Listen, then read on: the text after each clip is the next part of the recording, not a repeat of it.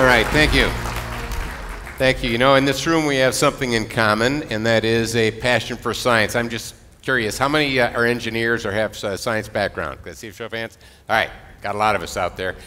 One of the things I love about technology and science is it lets us make the impossible possible. And I think I got my passion for technology from my dad. He was an engineer, and when I was a little kid asking him why things worked, he actually knew the answer, unlike most parents.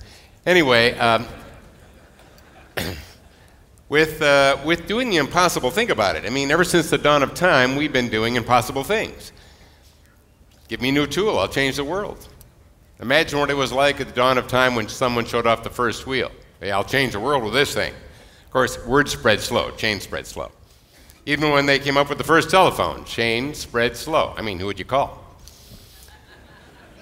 But today, change is going at 186,000 miles a second. It's swirling in this room, outside of this room, around your house, and everywhere. It's in the cloud, both public clouds and private clouds. And by the way, will there be more in the cloud next year? And the answer is absolutely. It's in multiple languages and it's in multimedia. Data used to be words and numbers, but now it's pictures and you can search it. And it's audio as well. We aren't going through a period of change anymore. Forget that word. We really are going through what I would call, in the next 5 years, let's get right down to it, what I would call the Great Transformation. It really is. And you know, we use words like transformation, and what do people say about it? Well, it's just faster change. Nonsense. Hey, it's transformation. Let me tell you what that means. When I was a young guy, I could listen to my music. So I could listen to my Allman Brothers and my Pink Floyd and my Jimi Hendrix and my Led Zeppelin. I mean, you get my vintage, all right? I could listen to 33 1/3 spinning disc, one album, 33 1/3. That was it. And then as I got older, there was a really great technological change that came along. I could get one album per smaller spinning disc called a CD. Ooh, I like that. Got rid of the hisses and the pops and the scratches. I even bought all my old stuff. Cool. Today, I've got all my music in my pocket right now, along with video. It's also a phone, along with the internet. As a matter of fact, you know what that phone is now? It's my PC. It's my true personal computer. I use that more than I use my laptop, and you do too. 85% of the phones that will be sold globally this year are smartphones. And by the way, are we going to end up with dumb phones? No, the marketers will say, you don't have a smartphone? Here, we'll give you one. We'll underwrite it. You can have it for free. Don't think so? Think again. We've got an amazing world of uncertainty right now, don't we? Huge uncertainty. Are the Democrats and Republicans going to get along so we can get something done? What's going to happen with health care? They're going to repeal it? They're going to keep it? What's it going to do? What's happening? Oil, gas, where's the price going? Are we going to get anywhere with the smart grid or not? Are we going to get grid locked or what? Uncertainty and strategy based on uncertainty brings high risk.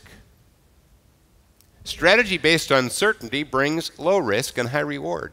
I have to ask myself, am I certain of nothing? Do I have no certainty? I remember I met the former chairman of GM, Rick Wagner, a number of years ago, and he knew I was a forecaster, futurist, and when we were introduced, he said, well, of course, no one can predict the future. And I said, well, it's winter, next will be spring. I think I'll be right, you know.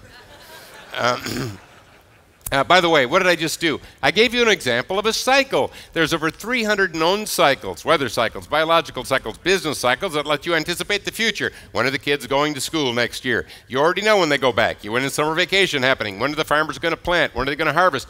Hey, come on, give me a break. Warren Buffett is a master of cycles. He just does the opposite of us. When we're panicking, he's buying. When we're buying, he's selling. We should learn from these cycles. But you know what? I'm not going to talk about cyclical change anymore. I think you've got that down. Let me take a few minutes to talk about permanent linear changes. Once these things happen, you're not going back. Once you get a smartphone, you're not going back. Demographics, baby boomers, 78 million of them represent what I call a hard trend. You see, there's two types of trends, hard trends and soft trends. Hard trends will happen. Soft trends might. Good to know the difference. And why spend any time thinking about this stuff? After all, we're really busy. Well, look, let's go back to the GM guys. 2 years before GM went bankrupt, were all those executives really busy? Right. You're just like us. You know what? Being busy isn't going to help you at all. By the way, let me predict the future certainty. Next year, you'll be busier.